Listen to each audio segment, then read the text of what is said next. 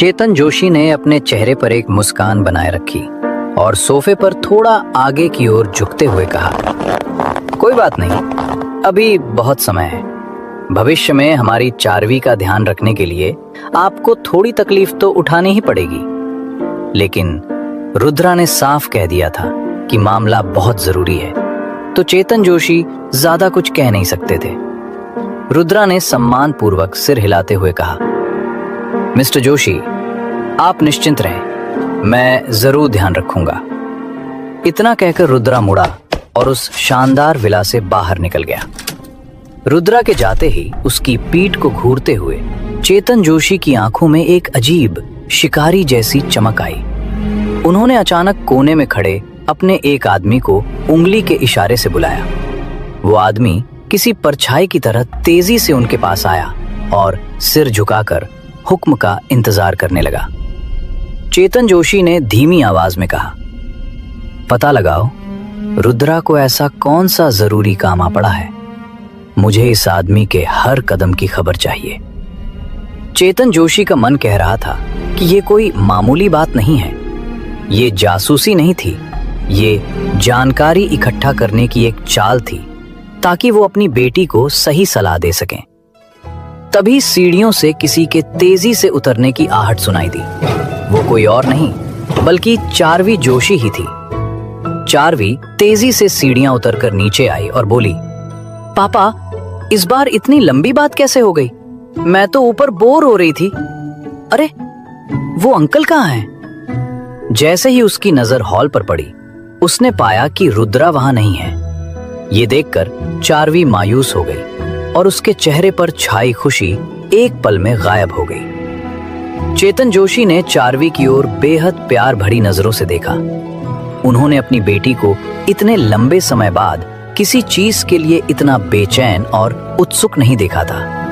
उन्होंने कहा, रुद्रा को बहुत जरूरी काम था, इसलिए वो पहले ही चले गए, लेकिन वो तुम्हारे साथ हाइकिंग पर जाने के लिए मान गए हैं। चेतन जोशी ने मन ही मन सोचा, लगता है इस बार मामला इतना सीधा बिल्कुल भी नहीं। चारवी ने निराशा से कहा, अंकल बस ऐसे ही चले गए, पर क्या आप सच कह रहे हैं? अंकल मेरे साथ हाइकिंग पर जाने के लिए तैयार हो गए हैं। जब चारवी ने सुना कि रुद्रा जा चुका है तो उसके चेहरे पर निराशा साफ झलक रही थी। लेकिन जैसे ही उसने सुना कि रुद्रा उसके साथ हाइकिंग पर जाएगा, उसके चेहरे पर खिली खुशी छिपाए नहीं छिप रही थी। चेतन जोशी ने कहा, बिल्कुल बेटा, अब तुम जाओ और अच्छे से आराम करो। और हाँ, अगर भविष्य में स्कूल में कोई भी परेशानी हो तो तुम रुद्रा से मिलने जा सकती हो। ये कहते हुए चेतन जोशी के चेहरे पर खुशी की लहर दौड़ गई। उनकी बेटी का बर्ताव साफ दिखा रहा था कि वो रुद्रा की ओर आकर्षित है। चारवी ने खुशी से उछलते हुए कहा, आप चिंता मत करो पापा, अंकल इतने कमाल के हैं, मैं उनसे मिलने क्यों नहीं जाऊंगी। चारवी ये सुनकर खुशी से उछल पड़ी और वापस अपने कमरे की ओर चली गई। विला से बाहर जैसे ही रुद्रा अपनी कार स्टार्ट करने वाला था, उसका फोन बजा।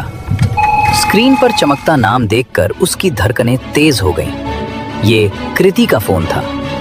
बिना एक पल की भी झिझक के रुद्रा ने तुरंत फोन उठाया। दूसरी तरफ से एक रूखी आवाज आई, मैं पहुंच चुकी हूं, तुम कहां हो? अगर जल्दी नहीं आए तो तुम लेट हो जाओगे और जिया उदास हो जाएगी। रुद्रा ने कहा, माफ करना, मैं बस रास्ते में ही हूं, कुछ ही देर में पहुंच रहा हूं। इस पल में रुद्रा एक बिल्कुल अलग इंसान लग रहा था। वो रुद्रा जो कुछ मिनट पहले एक ताकतवर बिजनेसमैन के सामने चट्टान की तरह खड़ा था, अब एक आम पति की तरह घबराया हुआ था। कृति ने कहा, मैं उम्मीद करती हूं कि तुम समय पर पहुंच जाओगे। मैं जिया को तुम्हारी वजह से कोई झूठी सफाई नहीं देना चाहती। इतना कहकर कृति ने फोन काट दिया। रुद्रा को स्थिति की गंभीरता का एहसास हो गया। उसने और देर करने की हिम्मत नहीं की और अपना फोन नीचे रखते हुए उसने एक्सेलरेटर पर पैर दबाया और एक पल में ही कार शहर की ओर दौड़ा दी। इस नजारे ने चेतन जोशी के उस आदमी को पूरी तरह से चौंका दिया जो उसका पीछा करने के लिए भेजा गया था। उसने उस कार को देखा जो अभी अभी स्टार्ट हुई थी और पलक झपकते ही धुआं छोड़ती हुई नजरों से ओझल हो गई। वो हैरानी से वहां खड़ा सोचता रहा, ये क्या था? ये गाड़ी चला रहा था या हवाई जहाज? रुद्रा की रफ्तार को देखकर उसे लगा कि अगर वो अपनी जान पर भी खेल जाए तो भी उसे पकड़ नहीं पाएगा। सौभाग्य से सड़क साफ थी और रुद्रा बिना किसी रुकावट के किंडरगार्टन के गेट पर पहुंच गया। गेट के पास पहुंचते ही उसकी आंखें सीधे कृति पर जा टिकी। जब रुद्रा कृति के पास आया और उसने उसे नमस्ते कहा तो उसे बदले में एक सर्द जवाब मिला। तुम समय पर पहुंचे हो, जिया 1 मिनट में बाहर आ जाएगी। किंडरगार्टन का गेट खुला और जिया बाहर आने वाली थी। रुद्रा ने यह देखा और उसके होंठों पर मुस्कान आ गई। कुछ ही देर में बच्चों का एक बड़ा झुंड बाहर की ओर दौड़ा और उस झुंड में सबसे आगे जिया ही थी। जब उसने रुद्रा और कृति को देखा तो उसके नन्हे कदम और भी तेज हो गए और वो खुशी से चिल्लाई, पापा, मम्मी। जिया को अपनी ओर दौड़ते देख रुद्रा स्वाभाविक रूप से घुटनों के बल बैठ गया, अपनी बाहें खोली। जिया बिना किसी हिचकिचाहट के रुद्रा की बाहों में समा गई और खुशी से चिल्लाई, ये पापा आज मुझे लेने आए हैं। इस दृश्य ने कृति को एक पल के लिए रुद्रा से जलन हुई, क्योंकि वो भी वहां खड़ी थी, पर जिया सीधे रुद्रा की बाहों में कूद गई। कृति मन ही मन जल रही थी। तभी एक ही पल में जिया ने उसे भी गले लगा लिया और वो तीनों एक दूसरे से कसकर लिपट गए। जिया ने खुशी से चिल्लाते हुए कहा, मम्मी, पापा, I love you so much. ये सब इतना अचानक हुआ कि रुद्रा और कृति कुछ समझ ही नहीं पाए और जिया ने उन्हें इस तरह एक दूसरे से सटा दिया। किसी को उम्मीद नहीं थी कि जिया के छोटे से शरीर में इतनी ताकत होगी। जिया की खिलखिलाती हंसी की आवाज उनके कानों में गूंज रही थी और फिर उन दोनों को होश आया। एक शर्म की लाली तुरंत दोनों के गालों पर चढ़ गई। कृति ने जल्दी से रुद्रा को धकेला और जिया से थोड़ी सख्ती से कहा, ठीक है जिया, अब नीचे उतर जाओ। डैडी को ऐसे पकड़ कर रखोगी तो बाद में थक जाओगी, तुम्हें खुद भी तो चलना है। हालांकि वो हक बस कुछ ही सेकंड का था, लेकिन रुद्रा और कृति के दिलों में ये एक अनंत काल जैसा महसूस हुआ।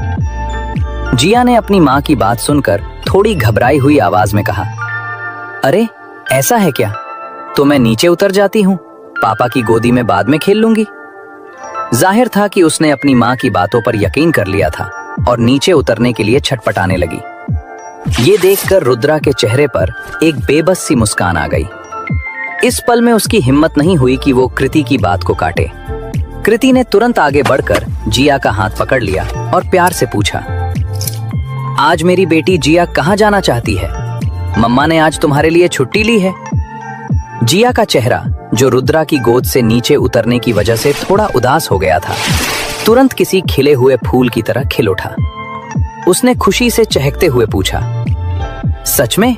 क्या डैडी भी हमारे साथ चलेंगे? मुझे गाना गाना है, मेरे पास छोटे छोटे फूल भी हैं। जिया ने अपने हाथ में पकड़े चमकीले लाल फूल को हवा में ऐसे लहराया जैसे वो कोई जादू की छड़ी घुमा रही हो। उसे अच्छी तरह याद था कि डैडी ने पिछली बार कहा था कि वो फूलों से चीजें बदल सकती है। अब उसके हाथ में फूल थे और वो उम्मीद कर रही थी कि डैडी उसके साथ गाना गाने चलेंगे। रुद्रा ने वादा किया, बेशक डैडी आपके साथ गाना गाने चलेंगे। कृति असल में मना करना चाहती थी, क्योंकि वो रुद्रा के साथ गाना गाने नहीं जाना चाहती थी। हालांकि रुद्रा ने बहुत कुछ किया था और आज उसकी मदद भी की थी, लेकिन उसके दिल में अभी भी एक दूरी का एहसास था। लेकिन जिया के उम्मीद से भरे मुस्कुराते हुए चेहरे को देखकर कृति का दिल पिघल गया और उसने मानो किस्मत के इशारे को मान लिया।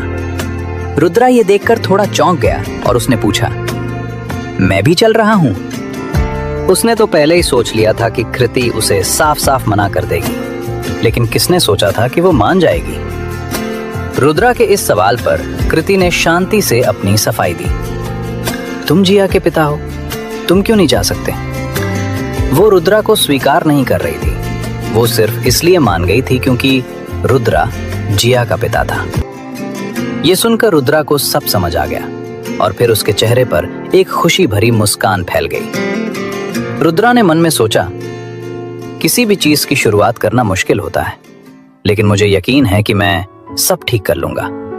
मैं अपने हिस्से की सारी गलतियां सुधारूंगा और कृति और जिया को उनकी बाकी की जिंदगी के लिए वो हर खुशी दूंगा जिसकी वो हकदार हैं। जिया गाना गाने की रट लगाए हुए थी और उसने अपने प्यारे छोटे फूल भी निकाल लिए थे। इसलिए कृति, रुद्रा और जिया को एक ऐसे कराओके रेस्टोरेंट में ले गई जो जिया को सबसे ज्यादा पसंद था। जिया को यहाँ मजा आता था और यहाँ का खर्च भी कृति के लिए वाजिब था। अभी दोपहर के कुछ ही समय बाद का वक्त था और वहां कस्टमर नहीं थे और बहुत सारे टेबल्स खाली थे। और जैसे ही रुद्रा और बाकी दोनों कमरे की ओर जा रहे थे, उनकी परछाई गलती से टॉयलेट से बाहर निकले एक लड़के को दिख गई। ये लोकेश वर्मा था। स्कूल की सबसे खूबसूरत लड़की से फिर से इनकार मिलने की वजह से और रुद्रा की ताकत के सामने खुद को लाचार पाकर वो अपने उदास मन को बहलाने के लिए कुछ मौज मस्ती करने बाहर आया था। लेकिन उसने सपने में भी उम्मीद नहीं की थी कि टॉयलेट से बाहर निकलते ही उसकी नजर रुद्रा पर पड़ जाएगी। हालांकि उसने सिर्फ रुद्रा की पीठ देखी थी और वो पूरी तरह से पक्का नहीं था। इसके अलावा रुद्रा के बगल में एक औरत और एक बच्ची भी थी जो थोड़ा अजीब थे। लोकेश ने शक में चिल्लाते हुए कहा, रुद्रा। दिल में उठे शक ने उसे बिना सोचे समझे चिल्लाने पर मजबूर कर दिया। रुद्रा टेबल पर बैठने ही वाला था, लेकिन अचानक आई इस आवाज ने तीनों को मुड़कर देखने पर मजबूर कर दिया। उन्हें लगा यहाँ रुद्रा का नाम कौन पुकार रहा है। रुद्रा ने इस शख्स को एक ही बार में पहचान लिया। लोकेश वर्मा, चारवी जोशी का दीवाना, एक ऐसा नौजवान जिसे जमीन आसमान का फर्क नहीं पता था। जैसे ही रुद्रा मुड़ा, लोकेश वर्मा के मन का शक यकीन में बदल गया। लेकिन उसे और भी ज्यादा हैरानी इस बात की हुई कि डायरेक्टर कृति असल में रुद्रा के साथ थी और उनके बगल में एक छोटी लड़की भी थी। लोकेश ने हैरानी से चिल्लाते हुए कहा, डायरेक्टर कृति, रुद्रा, तुम दोनों एक साथ? और ये बच्ची किसकी है? ये सुनकर रुद्रा थोड़ा चौंक गया। उसने उम्मीद नहीं की थी कि वो यहाँ लोकेश वर्मा से मिल जाएगा और वो उसे कृति के साथ देख लेगा। रुद्रा को किसी बात का डर नहीं था। उसे बस इस बात की चिंता थी कि ये लड़का उसकी वजह से कृति के बारे में पीठ पीछे बुरी बातें कहेगा, जो अच्छा नहीं होगा। कृति ने रुद्रा की तरफ देखा क्योंकि वो भी थोड़ी चिंतित थी। उसे उम्मीद नहीं थी कि यहाँ स्कूल के स्टूडेंट मिल जाएंगे। हालांकि इन सालों में उसे गॉसिप की आदत हो गई थी, लेकिन अगर इससे बचा जा सकता तो बेहतर था। रुद्रा ने कृति से नरमी से कहा, मैं इस शख्स को जानता हूं, तुम लोग पहले बैठ जाओ। ये इशारा करते हुए कि उसे चिंता करने की जरूरत नहीं है, वो इसे संभाल लेगा। शायद ये रुद्रा का वही आत्मविश्वास था जो उसने कई बार दिखाया था कि कृति ने इस बार कोई सवाल नहीं किया और जिया को लेकर वो अपने टेबल की ओर चली गई। कृति को अब रुद्रा पर थोड़ा और भरोसा होने लगा था। जिया ने रुद्रा से कहा, डैडी, आपको जल्दी आना होगा, मेरे पास आपके लिए एक बहुत अच्छा गाना है सुनाने के लिए। हालांकि जिया डैडी के साथ रहना चाहती थी, पर वो समझदार थी और जानती थी कि अभी शायद कोई जरूरी काम है। रुद्रा ने जिया से मुस्कुराते हुए कहा, चिंता मत करो डैडी, बस अभी आए, और हल्के से अपना हाथ हिलाया। लोकेश वर्मा शॉक्ड रह गया। उसकी आवाज में अविश्वास और गुस्सा भरा हुआ था। उसने चीखते हुए कहा, ये क्या बकवास है? वो तुम्हारी बच्ची है। तुम्हारा डायरेक्टर कृति के साथ बच्चा है, तो फिर तुम स्कूल की ब्यूटी चारवी के साथ क्यों घूमते हो? उसने कभी नहीं सोचा था कि स्कूल की डायरेक्टर कृति का पहले से ही एक बच्चा है, और वो भी इस आदमी के साथ। उसने ये भी नहीं सोचा था कि रुद्रा, जिसका एक बच्चा है, वो स्कूल की ब्यूटी चारवी के करीब जाने की कोशिश करेगा। लोकेश गुस्से में चीखा, तुम घटिया इंसान हो और मेरी बात ध्यान से सुन लो। आइंदा मेरी स्कूल ब्यूटी चारवी से दूर रहना, वरना मैं तुम्हें बता दूंगा कि आटे दाल का भाव क्या होता है। लोकेश वर्मा के गुस्से भरे शब्द गूंज उठे, लेकिन वो ये भूल ही चुका था कि वो यहाँ किस लिए आया था। लोकेश वर्मा की इस बेहुदा हरकत से रुद्रा के शांत चेहरे पर कोई शिकन तक नहीं आई, क्योंकि उसके सामने खड़ा लोकेश वर्मा सिर्फ एक बिगड़ैल अमीरजादा था और ऐसे बच्चों से उलझना वक्त की बर्बादी थी। लोकेश ने रुद्रा को धमकी दी, घूर क्या रहा है बे? तू तो गया, अब ये मामला पूरे कॉलेज में फैलाऊंगा। तेरी और उस डायरेक्टर कृति की इज्जत मिट्टी में मिला दूंगा। तेरी जिंदगी बर्बाद कर दूंगा मैं। तब देखूंगा कि स्कूल की सबसे खूबसूरत लड़की चार्वी कैसे तुझ जैसे आवारा के साथ रहती है। मैं उसे तेरा असली चेहरा दिखाऊंगा। लोकेश को नजरअंदाज करके रुद्रा जैसे जाने के लिए मुड़ा। मौत को दावत देते हुए लोकेश वर्मा ने अपनी सारी हदें पार कर दी। उसकी घमंडी आवाज गूंज उठी। एक पल में ही रुद्रा के कदम वहीं जम गए। उसने मन ही मन सोचा, कोई मुझे निशाना बनाए, मुझे रत्ती भर फर्क नहीं पड़ता, लेकिन कृति और जिया का नाम लेने की कोई हिम्मत भी कैसे कर सकता है। इस नासमझ लड़के ने आज अपनी हद पार कर दी है। कुछ बातें कभी जुबान पर नहीं लानी चाहिए, और इसने वही गलती कर दी है। रुद्रा धीरे से पलटा। उसकी नजरें लोकेश पर ऐसे गर गईं जैसे अंधेरे में छिपा कोई खूनी शिकारी अपने शिकार को देख रहा हो। अगले ही पल रुद्रा बिजली की तेजी से लोकेश के सामने पहुंच गया। उसने अपना हाथ बढ़ाया और लोकेश के कंधे पर रख दिया। इससे पहले कि लोकेश कुछ समझ पाता या कोई प्रतिक्रिया दे पाता, एक जानी पहचानी और दिल दहला देने वाली हड्डी टूटने की आवाज गूंजी। लोकेश की चीख गले में ही अटक गई और बस एक बंधी हुई आवाज निकली, आह, मेरा हाथ, मेरा हाथ। रुद्रा ने बस हल्के से उसकी कलाई मरोड़ी थी और लोकेश का हाथ एक अजीब से एंगल में उसकी पीठ के पीछे मुड़ गया था। कंधे का जोड़ अपनी जगह से खिसक चुका था और उसका बेइंतहा दर्द तुरंत उसके पूरे जिस्म में बिजली की तरह फैल गया। एक अमीर बाप की बिगड़ी हुई औलाद होने के नाते जिसने सिर्फ ऐशो आराम ही देखा था, इस तरह का दर्द उसने अपनी पूरी जिंदगी में कभी महसूस नहीं किया था। ठंडे पसीने की बूंदें उसके पूरे माथे पर फैल चुकी थीं और दर्द से भरा उसका चेहरा उसकी हालत बयां कर रहा था। रुद्रा ने कहा, मैं नहीं चाहता कि ये बात बाहर फैले। अगर मैंने कृति के खिलाफ एक भी शब्द सुना तो तुम खत्म हो जाओगे। रुद्रा के ठंडे शब्द से लोकेश का पूरा शरीर कांप उठा। हालांकि दर्द की वजह से उसे ठीक से सुनाई नहीं दिया कि रुद्रा ने क्या कहा। फिर भी उसने रुद्रा की बात में हामी भर दी, क्योंकि वो किसी भी कीमत पर इस दर्द से छुटकारा चाहता था। एक और तेज आवाज गूंजी और रुद्रा ने एक झटके में लोकेश का मुड़ा हुआ हाथ वापस अपनी जगह पर ला दिया। लेकिन इसके साथ ही उसका पूरा शरीर हवा में उड़ता हुआ सीधे टॉयलेट के दरवाजे की तरफ जा गिरा। लोकेश तो बेहोश ही हो गया था। रुद्रा की पिछली छोटी सी सजा के मुकाबले इस बार के सबक ने लोकेश को नरक का अनुभव करवा दिया। पता नहीं कितना वक्त बीता, लेकिन लोकेश धीरे धीरे दर्द से उबरने लगा और उसका कमजोर शरीर थोड़ा हिलने डुलने लगा। नफरत, गुस्सा, डर, कई तरह की उलझी हुई भावनाएं लोकेश की आंखों में एक साथ उभर आईं और आपस में टकराने लगी। लेकिन आखिर में सिर्फ एक ही चीज बची, गुस्सा और नफरत। हाँ, इस घटना के बाद भी लोकेश को अपनी गलती का कोई पछतावा नहीं था, बल्कि रुद्रा के लिए उसकी नफरत और भी गहरी हो गई थी। उसने मन ही मन सोचा, मैं लोकेश वर्मा, और मुझे इस मामूली से दिखने वाले आदमी ने ऐसे मारा जैसे मैं कोई कीड़ा मकोड़ा हूं। तेरी हिम्मत कैसे हुई? तुझे इसकी कीमत चुकानी होगी। लोकेश के चेहरे पर एक वहशीपन उभर आया और उसी पल उसने अपने दिल में एक फैसला कर लिया था।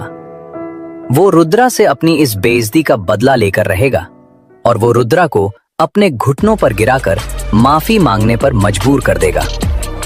सबसे अच्छा तो ये होगा कि रुद्रा अपनी बाकी की जिंदगी हॉस्पिटल में बिस्तर पर पड़ा रहे।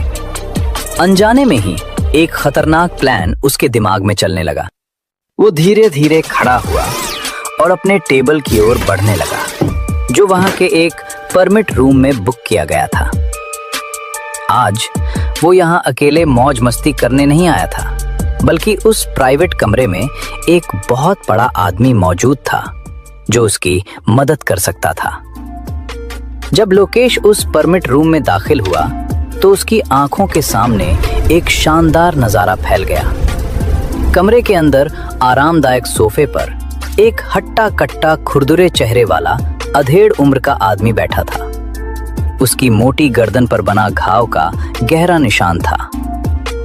उसके चारों ओर कई औरतें लिपटी हुई थीं और लगातार उस अधेड़ आदमी के इर्द गिर्द घूम रही थीं। जैसे ही लोकेश अंदर आया, सोफे पर बैठे उस गुंडे जैसे दिखने वाले आदमी ने तुरंत अपने सामने लिपटी दो औरतों को धकेल दिया और गहरी आवाज में कहा, क्या हुआ छोटे साहब? मैं देख रहा हूं कि आपका चेहरा कुछ उतरा हुआ है। कहीं ऐसा तो नहीं कि मेरे यहाँ की औरतें आपको संतुष्ट नहीं कर पा रही हैं? लोकेश ने जवाब दिया, नहीं नहीं, ऐसी कोई बात नहीं है। हालांकि मुझे कम उम्र की लड़कियों के साथ खेलना ज्यादा पसंद है, लेकिन मैच्योर औरतों का साथ भी मुझे खुशी देता है। इस वक्त उसके चेहरे पर आखिरकार एक शैतानी मुस्कान उभर आई। उसने मन में ठान लिया था कि अभी अभी जो हुआ उसका बदला वो 100 गुना ज्यादा लेगा। लोकेश ने निराशा भरे लहजे में कहा, टोनी भाई, मैं यहाँ इतनी बार आया हूं और इतना पैसा भी खर्च किया है, लेकिन आज तक एक भी ऐसी खूबसूरत लड़की नहीं देखी जो दिल में उतर जाए। ये तो बहुत दुख की बात है। लोकेश एक हाथ से अपनी बाहों में लिपटी औरत के साथ खेलता रहा और दूसरे हाथ से ऐसे निराशा जाहिर की जैसे उसकी सामने बैठी औरतों में कोई दिलचस्पी ही नहीं बची थी, क्योंकि वहां मौजूद लड़कियों में कोई भी कम उम्र और जवान लड़की नहीं थी, बल्कि सभी मैच्योर औरतें थीं। टोनी भाई ने यह सुना तो उसके चेहरे पर फौरन एक नाराजगी उभर आई। उसने कहा, छोटे साहब, ये तो गलत बात है। मैच्योर औरतों जैसी खूबसूरती कहीं और नहीं मिलती। ये सब तो मैंने बड़ी मेहनत से अपने कलेक्शन में जमा की हैं। क्या ये आपको संतुष्ट करने के लिए काफी नहीं है? हालांकि जब उसे याद आया कि लोकेश उसका एक बड़ा कस्टमर है, तो वो अपना गुस्सा पीकर ही उसे समझा सका। लोकेश ने एक नकली आह भरते हुए कहा, हे भगवान, पहले मैं भी ऐसा ही सोचता था, लेकिन जब से मैंने अभी अभी बाहर एक औरत को देखा है, मुझे एहसास हुआ। खैर, छोड़ो भी, जाने दो, मैं इस बारे में बात नहीं करना चाहता। आज मेरा मूड वैसे भी खराब है। ये कहते हुए उसने अपनी बाहों में लिपटी औरत को भी खुद से दूर कर दिया और चेहरे पर एक नफरत का भाव ले आया, जैसे उसे उस औरत से घिन आ रही हो। टोनी ने यह नजारा देखा तो उसके दिल में उठता गुस्सा अब काबू से बाहर हो गया। वो फौरन खड़ा हो गया और लोकेश को घूरने लगा।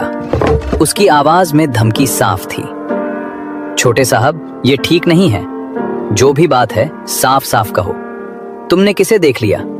मेरे कलेक्शन में क्या खराबी है? अगर आज लोकेश ने उसे कोई वाजिब वजह नहीं बताई तो मेहमान होने के बावजूद उसकी खैर नहीं थी। उस हट्टे कट्टे पहाड़ जैसे आदमी को गुस्से में अपनी जगह से खड़ा होते देख लोकेश वर्मा के दिल में मजाक का एक भाव आया। जब से वो अंदर आया था, तब से जो कुछ भी हुआ था वो लोकेश वर्मा का टोनी के लिए बिछाया गया एक खास जाल था। जैसा कि उसने सोचा था, उसके सामने खड़ा ये बड़ा सा मोटे दिमाग का आदमी उसमें पूरी तरह से फंस चुका था। लोकेश वर्मा ने अपने होठों पर जीत की एक मुस्कान दबाते हुए टोनी से शांति से कहा, टोनी भाई, नाराज मत होइए। अरे मैं अभी भी कर सकता हूं, ऐसी क्या बात है? फिर वो थोड़ा नाटक करते हुए आगे झुककर बोला, दरअसल अभी मैंने एक जवान औरत को देखा, इतनी खूबसूरत, अरे यहां मौजूद इन सब औरतों से कहीं ज्यादा खूबसूरत। उसे देखने के बाद तो मेरी इन सब में दिलचस्पी ही खत्म हो गई। लोकेश वर्मा के चेहरे पर यादों की एक झलक दिखाई दी और एक वासना से भरा भाव साफ नजर आ रहा था। उसे यकीन था कि उसकी ये एक्टिंग टोनी को जरूर दिलचस्प लगेगी। इसके अलावा कृति का फिगर और रूप रंग वाकई उसे कल्पना करने पर मजबूर कर रहा था। उसने मन ही मन सोचा, अगर आज सच में मौका मिल गया तो उसे चखने में कोई हर्ज नहीं होगा। वैसे भी अंत में भुगतना तो रुद्रा को ही पड़ेगा। ये सोचकर वो मन ही मन शैतानी हंसी हंसा। टोनी ने उत्सुकता से पूछा, कौन है वो और कहां है? जैसा कि उम्मीद थी, जैसे ही लोकेश वर्मा ने ऐसे हाव भाव दिखाए, टोनी का पिछला गुस्से वाला चेहरा तुरंत बदल गया। जवान औरतों के लिए, खासकर उस तरह की औरतों के लिए जो सबसे अलग और क्लासी हों, टोनी के दिल में एक गहरा जुनून था। उसका मानना था कि औरतों के साथ खेलने का मजा तभी है जब वो मैच्योर और चार्मिंग हो। लोकेश वर्मा ने टोनी को बड़े जोश से बताया, मैं उस औरत को जानता हूं। हमारे स्कूल में एक छोटी सी डायरेक्टर है, कोई बैकग्राउंड नहीं है। आपके लिए बिल्कुल सही है टोनी भाई। और सुना है कि वो लंबे समय से अकेली है। अगर वो आपको मिल गई टोनी भाई, तो आप सच में हर रात मजे ले सकते हैं। वो इतने जोश में बता रहा था कि अनजाने में वो खुद भी थोड़ा उत्तेजित हो गया था। पता नहीं ये लोकेश वर्मा की बातों का असर था या टोनी अपने सामने मौजूद लोगों से थक चुका था। वो तेजी से लोकेश वर्मा के पास आया, उसे जोर से एक थपकी दी और एक्साइटेड होकर बोला, छोटे साहब, मुझे उसके बारे में जानना है। जल्दी कर, मुझे वहां ले चल। चिंता मत कर, तेरा पूरा ध्यान रखा जाएगा। लोकेश वर्मा ने पहले टोनी की चापलूसी करते हुए कहा, अरे बिल्कुल टोनी भाई, मुझे आपके कैरेक्टर पर पूरा भरोसा है, तो चलिए। लेकिन फिर उसके चेहरे पर मुश्किल का भाव आ गया। बस एक दिक्कत है, आज उस औरत के साथ एक आदमी भी है और वो कुछ टेढ़ा लग रहा था। टोनी ने कहा, मैं परवाह नहीं करता वो कौन है, आज मुझे कोई नहीं रोक सकता। कोई मामूली लौंडा होगा, देखता हूं बाद में उसका क्या करता हूं। यह सुनकर लोकेश वर्मा का चेहरा अब खुशी से भर गया था और वो दिल खोलकर हंसते हुए टोनी के लिए रास्ता बनाने लगा और बोला, जब टोनी भाई ने ऐसा कह दिया तो मैं तो हुक्म मानूंगा। टोनी भाई प्लीज इस तरफ से मेरे साथ आइए। इस पल लोकेश वर्मा के दिमाग में रुद्रा को बुरी तरह से सबक सिखाने का नजारा पहले ही आ चुका था। उसने मन में सोचा, एक मामूली कमीने ने मुझसे पंगा लिया, देख मैं तेरा क्या हाल करता हूं। तुरंत लोकेश वर्मा टोनी को उस परमिट रूम से बाहर उस टेबल की तरफ ले गया जहां रुद्रा और बाकी दो लोग थे। उस वक्त जिया और कृति खुशी से माइक्रोफोन पकड़े हुए खूबसूरत गाने गा रही थीं। और अचानक वहां टेबल के पास आए दो अजनबियों को देख कृति के अंदर खतरे की एक लहर दौड़ा दी और उसने तुरंत जिया को गले लगा लिया। कृति ने बहुत सतर्कता से पूछा, कौन है आप लोग, यहाँ क्या कर रहे हैं? उसका शरीर अनजाने में रुद्रा की तरफ झुक रहा था। रुद्रा भी बिना किसी हिचकिचाहट के कृति और जिया के पास आ गया और शांति से उन दो लोगों को देखा जो वहां आए थे। एक तो लोकेश वर्मा था जिसे उसने अभी अभी सबक सिखाया था, और दूसरे शख्स के बारे में उसे नहीं पता था कि वो कौन है, लेकिन आने वाला शख्स यकीनन अच्छे इरादे से नहीं आया था, क्योंकि उसकी आंखों में जलती हुई हवस ने रुद्रा को घिन महसूस कराई।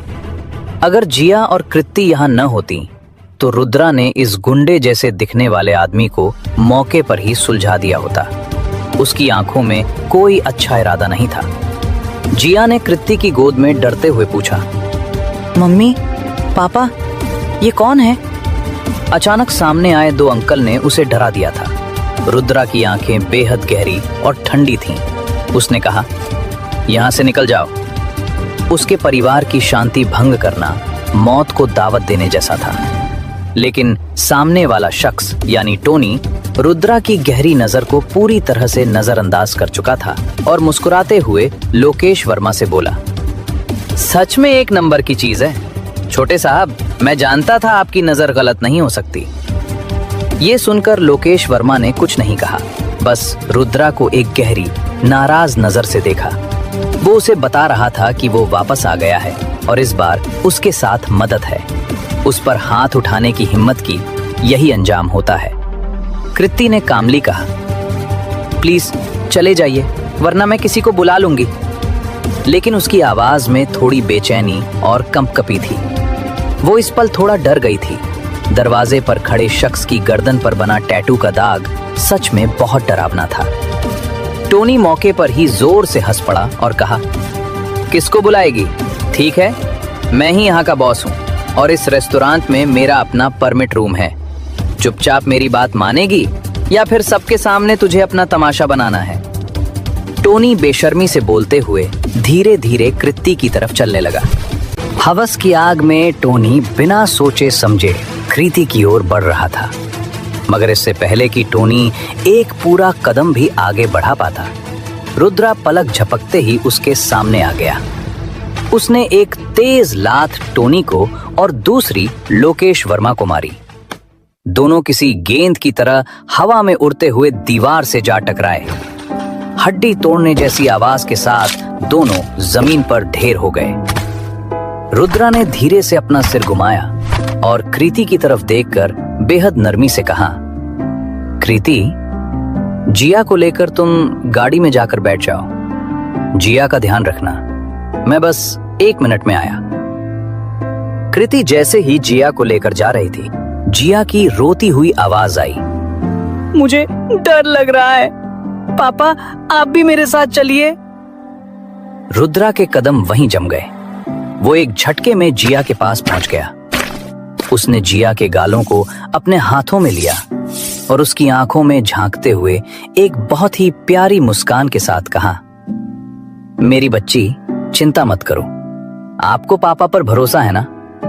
पापा जब तक यहां हैं, किसी की हिम्मत नहीं कि मेरी गुड़िया को कोई हाथ भी लगाए। मैं इस दुनिया में सबसे बेस्ट हूं, सबसे ताकतवर। मैं बस एक पल में वापस आ जाऊंगा, ठीक है? जिया ने रुद्रा की बात मान ली थी, लेकिन अगले ही सेकंड कृति के दिल में रुद्रा के लिए एक अजीब सी फिक्र पैदा हो गई। कृति को खुद पर हैरानी हुई। वो तो चाहती थी कि ये आदमी उसकी आंखों के सामने से दफा हो जाए, कहीं जाकर मर जाए, लेकिन इस पल उसके दिल में जो बेचैनी थी वो झूठी नहीं थी। शायद ये फिक्र इसलिए थी क्योंकि वो उन दोनों की, यानी उसकी और जिया की ढाल बनकर खड़ा था। कृति ने उलझन में सोचते हुए रुद्रा को देखा। उसने मन ही मन सोचा, आखिर कैसा इंसान है ये मेरे सामने? एक पहेली जो सुलझने का नाम ही नहीं लेती। लोकेश और टोनी दोनों ही रुद्रा की मार से उभर रहे थे। तब कृति ने जाने से पहले रुद्रा से कहा, अपना ध्यान रखना, जिया को अभी भी एक पिता की जरूरत है। यह सुनकर रुद्रा के होठों पर एक मुस्कान दौड़ गई। हालांकि कृति ने अपनी फिक्र को छिपाने के लिए आखिरी जुमला जोड़ दिया था, लेकिन उसका इतना कह देना ही रुद्रा के लिए काफी था। उसे उम्मीद नहीं थी कि ये अनचाही मुसीबत उसे एक अनोखा तोहफा दे जाएगी। हालांकि इसका ये मतलब बिल्कुल नहीं था कि रुद्रा उन गुंडों पर कोई रहम करने वाला था।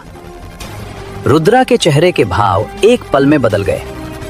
कृति और जिया को गाड़ी में भेजने के बाद रुद्रा लोकेश और टोनी की ओर मुड़ा, लेकिन तब तक टोनी के आदमी वहां आ पहुंचे थे। एक गुंडा चिल्लाया, तू रुक वहीं, अरे सबके सब इधर आओ जल्दी।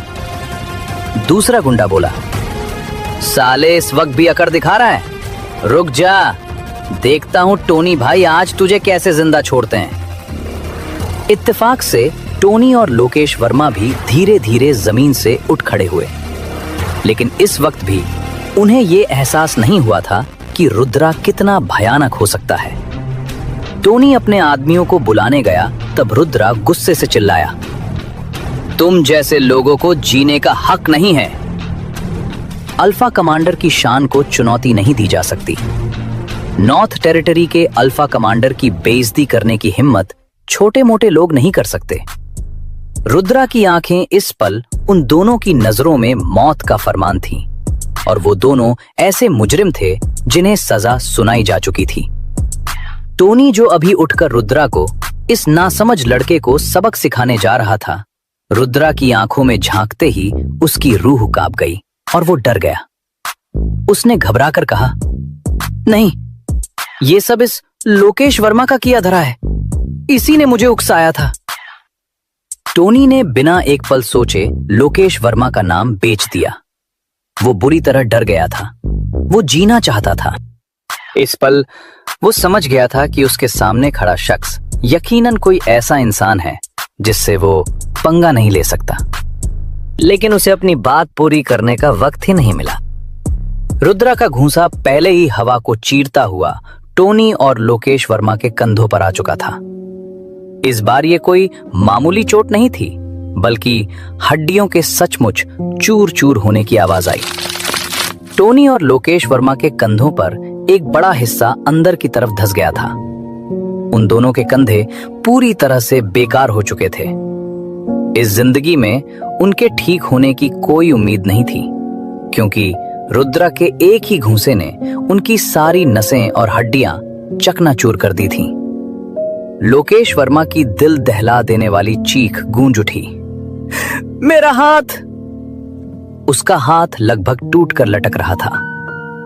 लोकेश वर्मा की कायरता के मुकाबले टोनी कहीं ज्यादा सख्त जान था। इस पल वो समझ गया था कि उसका पाला किसी बहुत बड़े खिलाड़ी से पड़ा है, और अगर वो अपनी जान बचाना चाहता है तो उसे शांत रहना होगा। टोनी का पीला पड़ा चेहरा पसीने की बूंदों से भीग गया था। दर्द से करहाते हुए उसने कहा, भाई, मैं इस बार अपनी हार मानता हूं, लेकिन क्या तुम जानते हो कि मेरे पीछे किसका हाथ है? अगर तुम मुझे और मारोगे तो वो तुम्हें किसी भी हाल में नहीं छोड़ेगा। इस वक्त अगर उसके दिल में वो चुभने वाला दर्द न हो रहा होता तो शायद वो अब तक बेहोश हो चुका होता। टोनी ने सोचा था कि उसकी बातें रुद्रा को डरा देंगी, लेकिन हवा में अचानक एक मजाक उड़ाने वाली आवाज गूंजी, तुम्हारे पीछे वाला? टोनी के दिल में एक बुरी आहट हुई। आज शायद उसकी जिंदगी का आखिरी दिन था, और ये सब इस बेवकूफ लोकेश वर्मा की वजह से हुआ था। रुद्रा की कठोर आवाज गूंजी, मैं किसी से नहीं डरता। इतना कहते हुए रुद्रा का हाथ आगे बढ़ा। वो सबसे आसान तरीके से इन दोनों बदमाशों की जिंदगी खत्म करने के लिए तैयार था। खासकर लोकेश वर्मा, उसे रुद्रा ने कई मौके दिए थे, पर वो सुधरा नहीं, तो अब वो रुद्रा को दोष नहीं दे सकता था। टोनी अपनी पूरी ताकत से चिल्लाया, मैं खुद मर सकता हूं, लेकिन क्या तुम मुझे उसे मारने का मौका दे सकते हो? अगर ये कमीना ना होता तो मैं इतना बेवकूफ नहीं बनता। उसकी आंखें नफरत से भरी हुई थीं, और वो लोकेश वर्मा को घूर रहा था। उसके पास अभी ऐश करने के लिए बहुत दिन बाकी थे, लेकिन इस बेवकूफ की वजह से सब कुछ बर्बाद हो गया। अगर वो मर भी जाए तो वो पहले इस बेवकूफ को मारकर ही मरेगा। ये सुनकर रुद्रा का आगे बढ़ा हुआ हाथ धीरे से नीचे आ गया। उसने ठंडी नजरों से टोनी को देखा और बेपरवाही से कहा, हाँ? उसी पल रुद्रा को याद आया कि उसे बाद में जिया के साथ गाना भी गाना है, और उसके हाथ खून और किसी की जान से सने नहीं होने चाहिए। जब कोई और ये काम करने के लिए तैयार था तो रुद्रा को ये देखकर खुशी ही हुई। टोनी ने दर्द से अपने दांत भींचते हुए कहा, धन्यवाद। उसके कंधे से जहर की तरह फैलता हुआ दर्द उठा, और एक पल के लिए उसकी आंखों के आगे अंधेरा छा गया। उसने धीरे धीरे अपनी नजर घुमाकर पास की जमीन पर पड़े कचरे के ढेर की तरफ देखा। नहीं, वो कचरे का ढेर नहीं, बल्कि लोकेश वर्मा था। एक मनहूस, एक कीड़ा जो सिर्फ रोना धोना और जमीन पर लौटना जानता था। टोनी ने मन ही मन सोचा, इसी की वजह से आज मेरी ये हालत हुई है। इसी ने मेरा सारा बना बनाया खेल बिगाड़ दिया। नफरत और गुस्से से भरकर टोनी लंगड़ाते हुए उस तरफ बढ़ा जहां लोकेश वर्मा पड़ा कराह रहा था। वो उसे हमेशा के लिए चुप कराने ही वाला था कि तभी वहां अचानक कई लोगों के भारी जूतों की धमक गूंजने लगी। अगले ही पल काले कपड़ों में मौत के सौदागरों जैसे कुछ लोग वहां आ पहुंचे। उनके चेहरों पर बेरहमी साफ झलक रही थी, और देखते ही देखते उन्होंने सबको घेर लिया। हर एक के हाथ में चमकती हुई चौड़ी तलवारें थी। जैसे ही उन्हें टोनी भाई की चीख सुनाई दी थी, वो सब सर्विलांस से टोनी भाई की लोकेशन पता करके अपने हथियार उठाकर भागे चले आए थे। ये नजारा देखते ही टोनी के हाथ जहां के तहां रुक गए। अपने आदमियों को देखकर उसकी आंखों में एक वहशी चमक लौट आई, और जीने की एक नई उम्मीद जाग उठी। उसने मन ही मन सोचा, ये अकेला चाहे कितना भी ताकतवर क्यों ना हो, मेरे इन 10-12 खूंखार भेड़ियों से अकेला कैसे बचेगा। उसका दिल जोर से धड़का और वो अपने आदमियों की तरफ भागा। वो पूरी ताकत से गला फाड़ कर चिल्लाया, खड़े क्या हो तुम सब के सब, आगे बढ़ो। जो भी इस कमीने को यहीं खत्म करेगा उसे पूरे 10,000 रुपए मिलेंगे। काट डालो इसको। टोनी गुस्से से दहाड़ा। रुद्रा के लिए उसकी नफरत इस पल में जैसे फट पड़ी थी। ये उसका इलाका है, यहाँ उसकी मर्जी चलती है, वो इसे मार डालेगा। इस धमकी को सुनकर रुद्रा के चेहरे पर एक ठंडी मुस्कुराहट फैल गई, एक ऐसी मुस्कुराहट जिसे देखकर मौत भी एक पल को सहम जाए। उसने तिरस्कार से कहा, मजाक कर रहे हो? लगता है तुम मेरी रहमदिली नहीं चाहते। तो ठीक है, अब मेरे बेरहम तरीकों के लिए तैयार हो जाओ। ये कहते ही हवा में एक सरसराहट नहीं बल्कि तूफान उठा और जहां रुद्रा खड़ा था वहां अब कोई नहीं था। वो पलक झपकते ही अपनी जगह से गायब हो गया था और बिजली की तेजी से उन काले कपड़ों वाले गुंडों की तरफ लपका जो अभी हमला करने की तैयारी ही कर रहे थे। वो काले कपड़े वाले गुंडे अपनी तलवारें उठा पाते उससे पहले ही रुद्रा ने उन्हें एक एक करके जमीन पर ढेर करना शुरू कर दिया। हड्डियों के टूटने की आवाजें लगातार गूंज रही थीं और जमीन पर गिरने वालों की गिनती भी बढ़ती जा रही थी। उन्हें दर्द से कराहने का मौका तक नहीं मिला। वो एक ही वार में बेहोश होकर गिर रहे थे। बाकी बचे हुए गुंडों ने जब ये नजारा देखा तो उनके होश उड़ गए। उन्होंने ऐसा तूफान पहले कभी नहीं देखा था। रुद्रा ने नफरत से कहा, बेवकूफ, और उसके हाथों की रफ्तार और भी तेज हो गई। हवा को चीरता हुआ एक और घूंसा आगे बढ़ा। अचानक एक काली परछाई हवा में उड़ी और फिर जोरदार धमाके के साथ जमीन पर आ गिरी। उस आदमी की छाती की हड्डियों के टूटने की भयानक आवाज ने उन गुंडों के होश उड़ा दिए। जिस आदमी को रुद्रा ने घूंसा मारा था उसकी छाती पूरी तरह से अंदर धंस चुकी थी, जैसे किसी ने मजबूत तिजोरी को कागज की तरह मोड़ दिया हो। उसका शरीर हल्का हल्का कांप रहा था। उन्होंने कभी किसी को इतना ताकतवर नहीं देखा था। वो सिर्फ तलवार चलाने वाले भाड़े के टट्टू थे, कोई मौत से लड़ने वाले योद्धा नहीं। उन्हें अपनी जान प्यारी थी और 10,000 रुपयों से कहीं ज्यादा कीमती थी। डर उनके अंदर घर कर गया था। सब अपनी अपनी जगह पर जम गए। तेज आवाज के साथ एक ने अपनी तलवार जमीन पर फेंक दी और फिर एक के बाद एक सब ने अपने हथियार फेंक दिए, जैसे उनकी हिम्मत ने जवाब दे दिया हो। अपनी जान बचाने के लिए वो बस यही सबसे अच्छा तरीका सोच सकते थे। और टोनी, जो ये देखने के लिए रुका था कि रुद्रा को कैसे मारा जाता है, इस वक्त खौफ से फटी आंखों से उसे घूर रहा था। कुछ पल पहले का बादशाह अब एक भीगे हुए चूहे की तरह कांप रहा था। उसे समझ नहीं आ रहा था कि वो क्या करे। अपने आदमियों को हथियार फेंककर बेजान बुतों की तरह खड़ा देखकर उसे और भी डर लगने लगा। वो गुस्से और डर से कांपती आवाज में चिल्लाया, अरे कर क्या रहे हो तुम लोग? क्या इरादा है तुम्हारा? गद्दारी करोगे? मैंने इतने पैसे तुम लोगों को खिलाए हैं इसी दिन के लिए। लेकिन इससे पहले कि वो अपनी बात पूरी कर पाता, रुद्रा की तेज नजरें उसकी तरफ घूमी। वो खौफनाक और ठंडी निगाहें जैसे ही टोनी की आंखों से टकराईं, ऐसा लगा जैसे 2 बर्फीली गोलियां सीने में उतर गई हों। टोनी का पूरा शरीर कांप गया और वो धड़ाम से जमीन पर गिर पड़ा।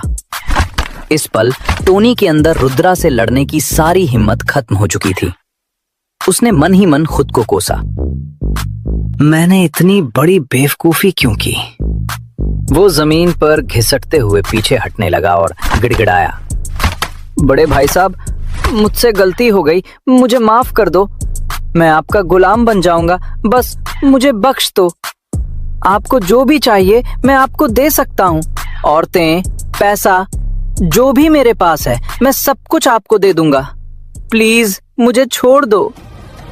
रुद्रा के चेहरे पर अचानक वही मुस्कान आई, एक ऐसी मुस्कान जिसे देखकर किसी की भी रूह कांप जाए। उसने ठंडे स्वर में कहा, जो मुझे चाहिए वो तुम दे नहीं सकते। फिर उसके पैर का हल्का सा इशारा हुआ और अगले ही पल वो तलवार हवा में उछली और मौत का वो चमकता हुआ टुकड़ा तेजी से घूमता हुआ टोनी की तरफ उड़ा। टोनी ने खौफ से अपनी आंखें बंद कर ली और अपना बचा हुआ एक हाथ आगे करके चिल्लाया, नहीं! लेकिन सब बेकार था। वो तेज धार वाली तलवार बिना किसी रुकावट के टोनी की हथेली को कागज की तरह चीरती हुई सीधे उसके गले में जा धंसी। खून धीरे धीरे बहने लगा और टोनी जमीन पर गिर गया।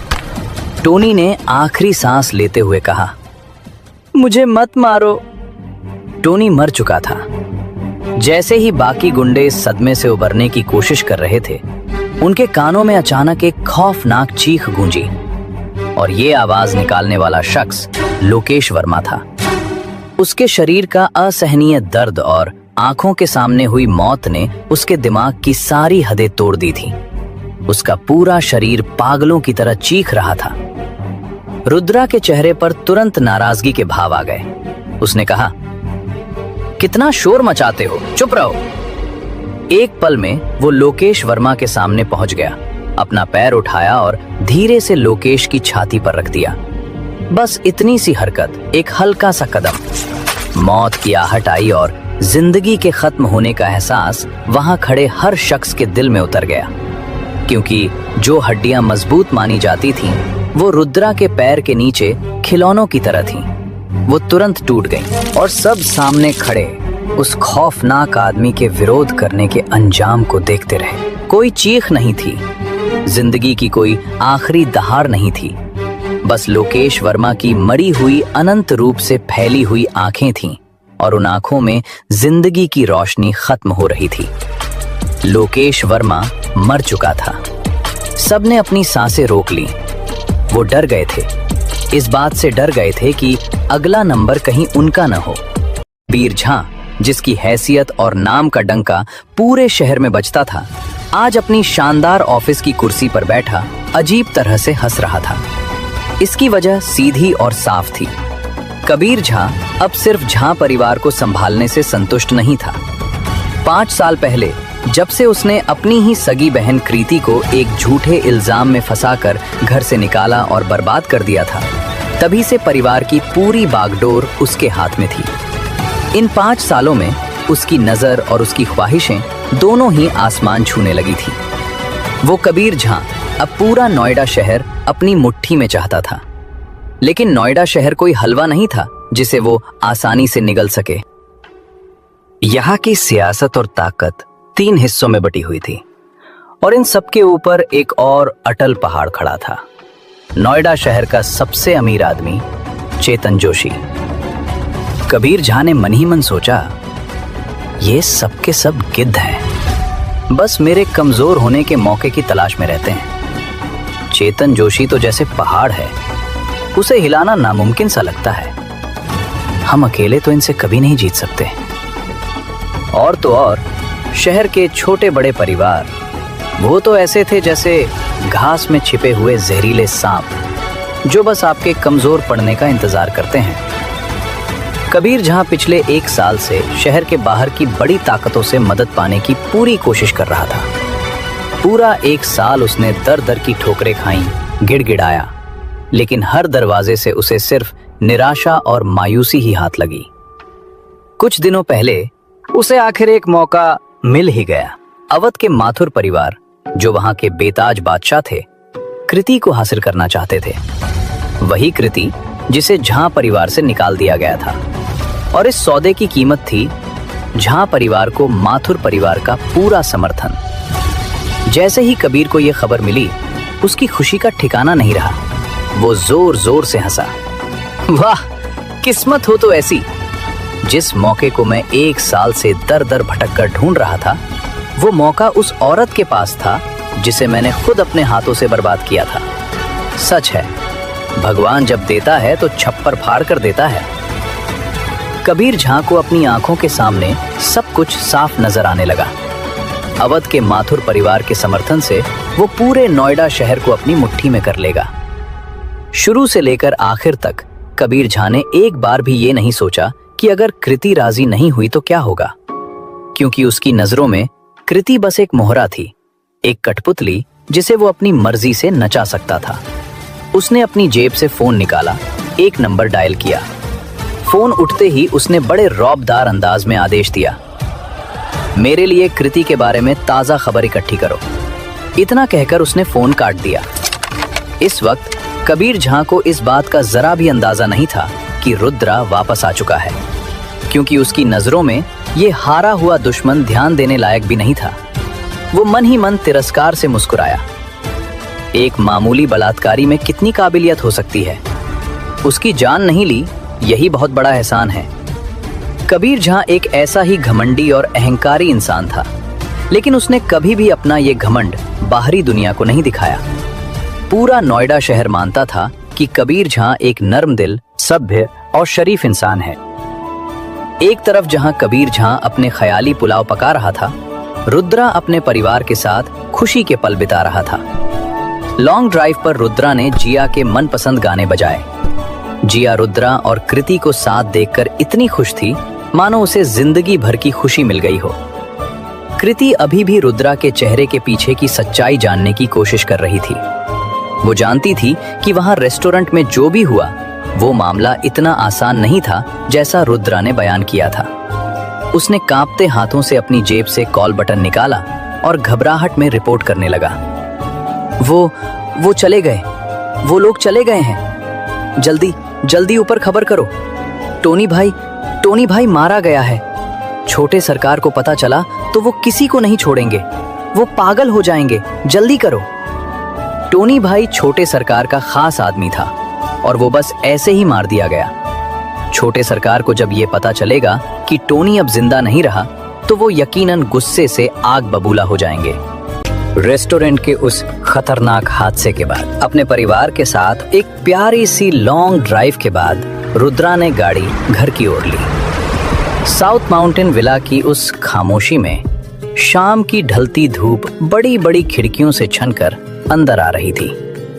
रुद्रा ने विला के विशाल गेट के अंदर आते ही गाड़ी की रफ्तार धीमी कर दी। एक लंबे थका देने वाले दिन के बाद जिया अपनी माँ की गोद में गहरी नींद में सो रही थी। रुद्रा ने मुस्कुराकर कृति को देखा और होंठों पर उंगली रखकर बेहद धीमे स्वर में इशारा किया, जिया सोते हुए कितनी क्यूट लगती है और नींद में भी ये ऐसे मुस्कुरा रही है मानो जैसे एक नन्ही परी हो। रुद्रा ने बड़े प्यार से जिया को अपनी गोद में उठा लिया। उसने कृति से कहा, मैं जिया को अंदर ले जाता हूं, तुम भी थोड़ा आराम कर लो, दिन भर की भागदौड़ में थक गई होगी तुम। कृति बस कुछ पल तक रुद्रा की आंखों में देखती रह गई। उसकी पलकों के किनारे पर आंसू की एक बूंद चमक उठी, पर क्यों ये वो खुद भी नहीं समझ पा रही थी। उसने मन ही मन सोचा, काश ये पल यहीं हमेशा के लिए ठहर जाएं। ये वही आदमी था जिसे उसने 5 साल पहले अपनी जिंदगी से निकाल फेंका था, पर आज उसी आदमी को अपनी बेटी के लिए इतना फिक्रमंद देखकर उसे पहली बार लगा कि शायद रुद्रा सचमुच जिया के लिए एक अच्छा पिता बन सकता है। कृति ने चुपचाप सिर हिलाया और रुद्रा को अपनी बेटी को लेकर अंदर जाते हुए देखती रही। अचानक उसकी नजर दरवाजे की ओर गई और उसका दिल जोर से धड़क उठा। उसे याद आया कि सुबह की भागम भाग में उसने कई चीजें जैसे तैसे कमरे में ही छोड़ दी थीं। कई निजी सामान जिन पर किसी की नजर नहीं पड़नी चाहिए थी, वो सब खुला पड़ा था। उसने मन में सोचा, अरे बाप रे, ये सब तो मैंने बाद में समेटने के लिए छोड़ा था, रुद्रा ने सब देख लिया तो। ये सोचते ही वो बुरी तरह हड़बड़ा गई। कृति लगभग दौड़ते हुए कमरे की ओर बढ़ी और चिल्लाई, रुद्रा! लेकिन उसके पहुंचने से पहले ही रुद्रा जिया को गोद में लिए कमरे का दरवाजा खोल चुका था। उसका एक पैर अंदर था और ये देखकर कृति की सांसें गले में ही अटक गईं। कृति ने फुसफुसाते हुए कहा, रुकिए, अभी अंदर मत जाइए। पर तब तक बहुत देर हो चुकी थी। रुद्रा एक कदम अंदर जाकर रुक गया और उसकी नजर पूरे कमरे पर घूम गई। एक जमाने में ये वही कमरा था जिसमें हर चीज उसकी पसंद से सजी थी, पर अब कमरे का माहौल पूरी तरह बदल चुका था। दीवारों पर प्यारे प्यारे कार्टून कैरेक्टर के स्टिकर चिपके थे। जगह जगह रंग बिरंगे खिलौने बिखरे हुए थे। हर चीज से एक मासूमियत झलक रही थी। उसने मन ही मन सोचा, ये कमरा तो सच में किसी गुड़िया के सपनों का घर लगता है। ये वही महक है जो कृति और जिया के होने पर कमरे में घुल जाती है। रुद्रा के होठों पर एक हल्की मुस्कान तैर गई, पर अगले ही पल उसके चेहरे पर हैरानी फैल गई। उसकी नजर बिस्तर के बीच में रखी प्यारी सी गुड़िया पर अटक गई। वहीं सब खिलौनों के बीच कुछ बहुत ही निजी सामान पड़ा था। ये और कुछ नहीं, पर कृति के कपड़ों के साथ उसका कुछ ऐसा सामान था जो शायद रुद्रा के सामने नहीं आना चाहिए था। रुद्रा, जो दुनिया का सबसे खूंखार अल्फा कमांडर रह चुका था, आज पहली बार किसी औरत का इतना निजी सामान अपनी आंखों के सामने देख रहा था। एक पल को उसकी सांस अटक गई, माथे पर पसीने की बूंदें उभर आईं। उसकी आंखें शर्म से जमीन में गड़ गईं। ठीक तभी कृति तुरंत कमरे में दाखिल हुई। उसने देख लिया कि रुद्रा की नजर कहां जाकर टिक गई है। उसका चेहरा शर्म और गुस्से से तमतमा उठा। उसने बेहद धीमे, दबे हुए लेकिन जहरीले स्वर में फुफकारते हुए कहा, तुम क्या देख रहे हो? शर्म नहीं आती क्या? अभी के अभी बाहर निकलो। अगर उसे डर न होता कि जिया जाग जाएगी, तो आज वो रुद्रा को दिखा देती कि एक औरत का गुस्सा क्या होता है। रुद्रा भी थोड़ा सा अनकंफर्टेबल था। उसने फौरन अपनी नजरें हटाईं और जिया को अपनी छाती से और करीब करते हुए कहा, माफ कर दो, मेरा सच में ऐसा कोई इरादा नहीं था। इतना कहकर वो तुरंत मुड़ गया, मानो एक पल भी वहां और रुकना उसे गंवारा न हो। लेकिन कृति ने एक झटके में उसकी कलाई पकड़ ली और बोली, ये नाटक बंद करो और यहीं रुको। उसने खुद झपटकर बिस्तर की तरफ दौड़ लगाई। उसने अपना सामान जल्दी से समेटा, अलमारी खोली और सब कुछ अंदर ऐसे फेंक दिया जैसे कुछ हुआ ही ना हो। एक गहरी सांस लेकर वो मुड़ी और उसकी आवाज में एक अजीब सी बेरुखी आ गई थी। अब वापस आओ, जिया को यहीं बेड पर सुला दो। रुद्रा ने बिना एक शब्द कहे जिया को बिस्तर पर सुकून से लिटा दिया। उसकी नजरें लगातार कमरे के फर्श पर गड़ी रहीं। अपना काम खत्म करने के बाद रुद्रा बिना रुके वापस मुड़ गया। जब वो बाहर जाने लगा तो उसके कदमों में एक अजीब सी हिचकिचाहट थी। उसके जाते ही कृति ने चैन की सांस ली, मानो कोई घना बादल अचानक हट गया हो। मगर उसके चेहरे पर राहत की जगह एक अजीब सी उदासी थी। उसकी आंखों में आंसू झिलमिला उठे और देखते ही देखते वो बह निकले। वो धीरे धीरे जमीन पर बैठ गई, चेहरे को दोनों हाथों से ढक लिया और उसके कंधे हिचकियों से हिलने लगे। बीते 5 सालों की थकान, अकेली रातें, उधरी हुई तकलीफें सब एक साथ बाहर आ रही थी। उसने मन ही मन सोचा, क्यों, आखिर क्यों मैं हर बार हार जाती हूं? क्यों मेरी किस्मत में हमेशा अकेलेपन की ये सजा लिखी है? अचानक उसके कानों में एक नन्ही, बेहद मुलायम सी आवाज गूंजी, मम्मा रो मत, देखो डैडी वापस आ गए हैं ना। अब जिया और मम्मा दोनों सेफ हैं। अब कोई भी आपको नहीं रुलाएगा। जिया न जाने कब उठ गई थी। वो अपनी माँ के पास आकर उसकी गोद में समा गई थी। उसकी आवाज में इतनी मासूमियत थी कि किसी का भी कलेजा पिघल जाए। कृति कांपती आवाज में मुस्कुराने की कोशिश करती हुई बोली, कुछ नहीं बेटा, मम्मा नहीं रो रही।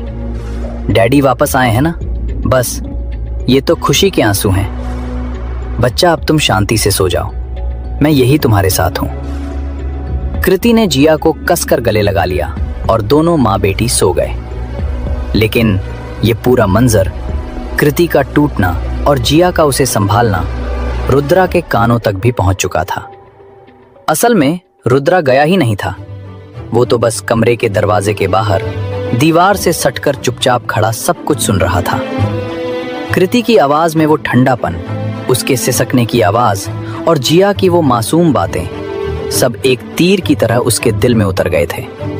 उसकी मुट्ठियां कस गईं और उसने खुद से वादा किया, मुझे और कोशिश करनी होगी।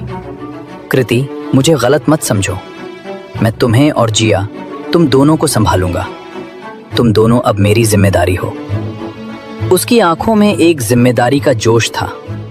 दुनिया की भाग दौड़ और शोर शराबे से दूर शहर के एक शांत बाहरी इलाके में अजीब सी दिखने वाली इमारतें खड़ी थीं। ये इमारतें ना तो पूरी तरह से आज के जमाने की थीं और ना ही पुरानी हवेलियों जैसी, बल्कि दोनों का एक अजीब मेल थी। नोएडा में ये घर एक अलग ही पहचान बना चुके थे, अपनी बनावट की वजह से नहीं बल्कि अपने मालिकों की वजह से। जोशी परिवार नोएडा के 3 सबसे ताकतवर परिवारों में से एक था। इसी जोशी साम्राज्य की सबसे बड़ी इमारत के एक आलीशान कमरे में एक शख्स बैठा था। उसका चेहरा काफी हद तक रुद्रा से मिलता जुलता था।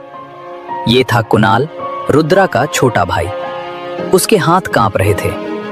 रुद्रा के पिता द्वारा छोड़ी गई सारी जायदाद बस एक झटके में उसके हाथों से फिसलने वाली थी, लेकिन उससे भी बड़ी चिंता उसके दिल में खंजर की तरह चुभ रही थी।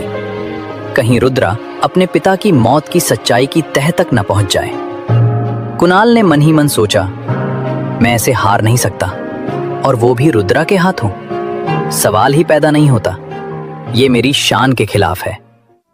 लेकिन कुणाल के पास रुद्रा से निपटने का कोई रास्ता नहीं था, खासकर तब से जब से उसे पता चला था कि रुद्रा चेतन जोशी की बेटी चारवी जोशी के करीब आ गया है। लेकिन इसका मतलब ये नहीं था कि वो पूरी तरह लाचार हो गया था।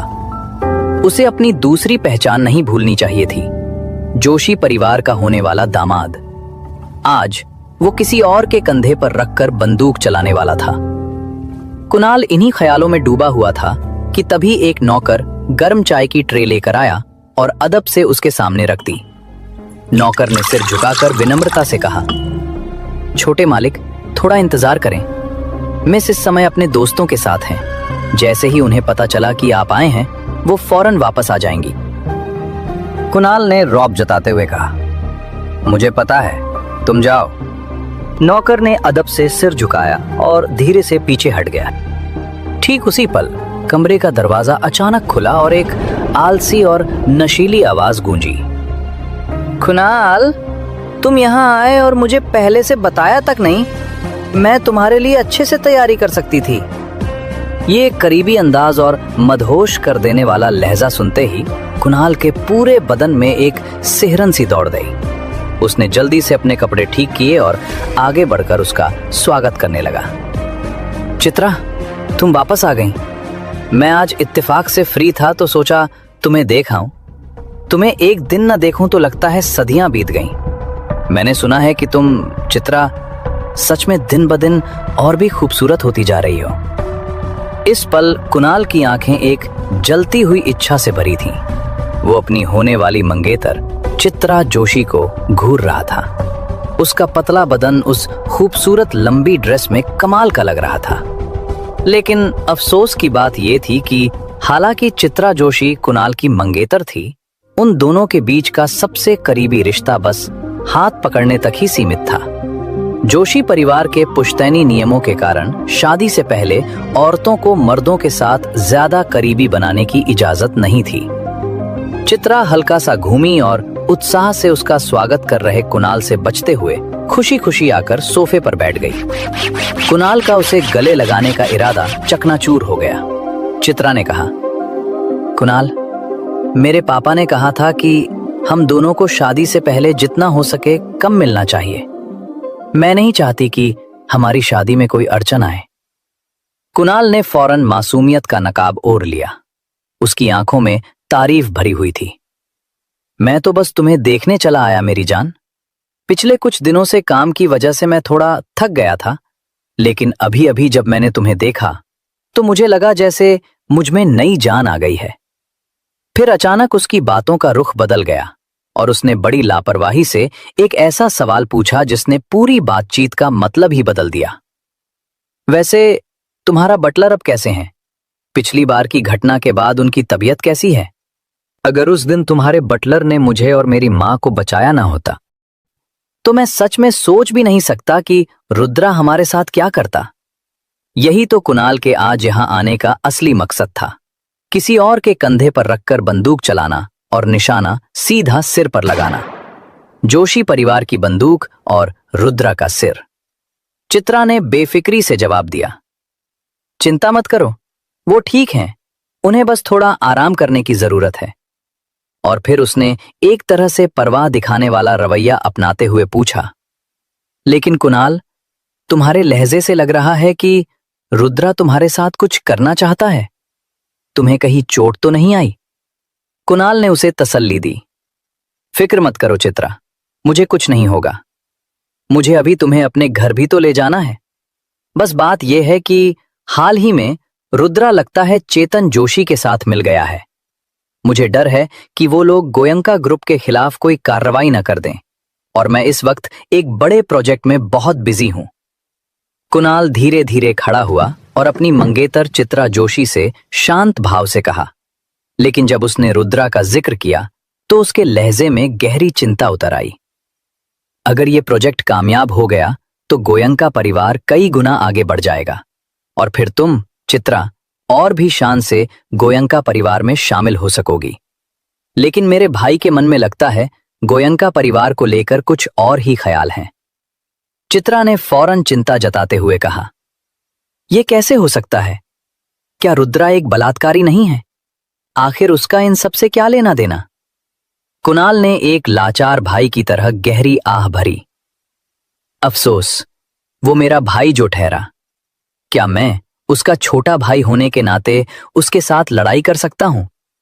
मैं सच में ऐसा नहीं कर सकता। लेकिन मुझे चिंता है कि अगर गोयंका ग्रुप उसके हाथों में चला गया तो वो बर्बाद हो जाएगा।